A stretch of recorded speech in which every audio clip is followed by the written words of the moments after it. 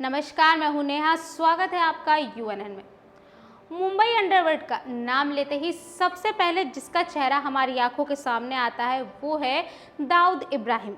लेकिन असलियत में तो मुंबई अंडरवर्ल्ड के जो पहला डॉन था यानी कि हाजी मस्तान मिर्जा, उससे पहले भी मुंबई पर जिसका राज चलता था वो है करीम लाला का राज।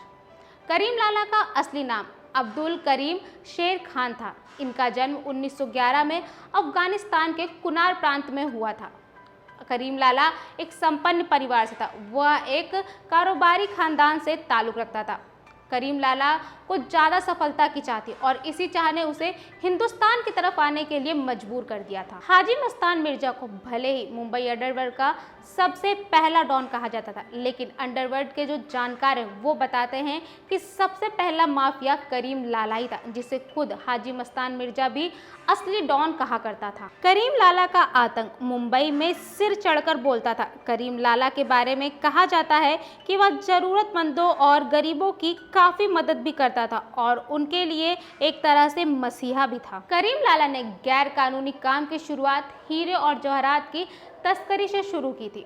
उसने करीब 21 साल की उम्र में हिंदुस्तान आने का फैसला किया और तभी से उसने ये गैर कानूनी काम करना भी शुरू कर दिया था। करीम लाला ने मुंबई में दिखाने के लिए तो कारोबार शुरू कर दिया था, लेकिन हकीकत में वह मुंबई डाक से हीरे और जवाहरात की तस्करी करने लगा था। तस्करी के धंधे में उसे काफ़ी मुनाफा हो रहा था। इस धंधे में उसको काफ़ी पैसे भी मिल रहे थे। करीम लाला के घर जनता का दरबार लगता था। लोगों की जो परेशानियां होती थी या लोगों का कोई भी विवाद होता था उसको निपटाना करीम लाला के दिनचर्या में शामिल हो गया था और इसी कारण से करीम लाला हर जाति हर संप्रदाय के लोगों में काफ़ी मशहूर हो गया था। वो सबकी मदद किया करता था, चाहे कोई अमीर हो या चाहे कोई गरीब हो, उसे कोई भी फ़र्क नहीं पड़ता था। करीम लाला जो पति पत्नी अगर कोई एक दूसरे से तलाक चाहते थे तो वो उनको भी समझाया करता था कि तलाक लेना किसी भी समस्या का समाधान नहीं है। कहा जाता है करीम लाला बॉलीवुड एक्टर और एक्ट्रेसेस की भी काफ़ी मदद किया करता था। एक बार हेलन का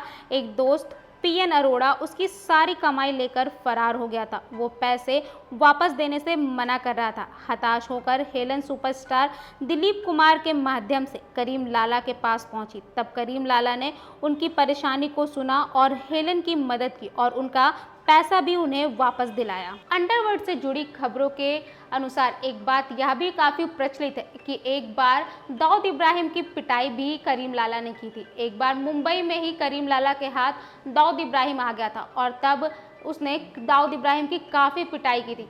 कहा जाता है कि किसी तरह दाऊद इब्राहिम वहाँ से जान बचाकर भागा था, जिसके बाद दाऊद इब्राहिम को काफ़ी चोटें भी आ गई थी। दरअसल दाऊद की एंट्री के बाद अंडरवर्ल्ड में काफ़ी खून खराबा होने लगा था। अंडरवर्ल्ड में दाऊद की एंट्री से पहले खून खराबा नहीं होता था, लेकिन करीम लाला से दुश्मनी लेकर दाऊद को बड़ा खामियाजा भुगतना पड़ा। करीम लाला और दाऊद इब्राहिम के बीच दुश्मनी और नफरत इस कदर बढ़ गई थी कि 1981 में पठान गैंग ने दाऊद इब्राहिम के भाई सबीर की दिन दिहाड़े हत्या कर दी थी। अपने भाई की मौत के बाद से दाऊद इब्राहिम तिलमिला उठा था और अब मुंबई की सड़कों पर गैंग वॉर शुरू हो चुका था। दाऊद गैंग और पठान गैंग के बीच खूनी जंग का आगाज हो चुका था। दाऊद अपने भाई की मौत का बदला लेना चाहता था और शबीर की मौत के ठीक 5 साल बाद 1986 में दाऊद इब्राहिम के गुर्गों ने करीम लाला के भाई रहीम खान को मौत के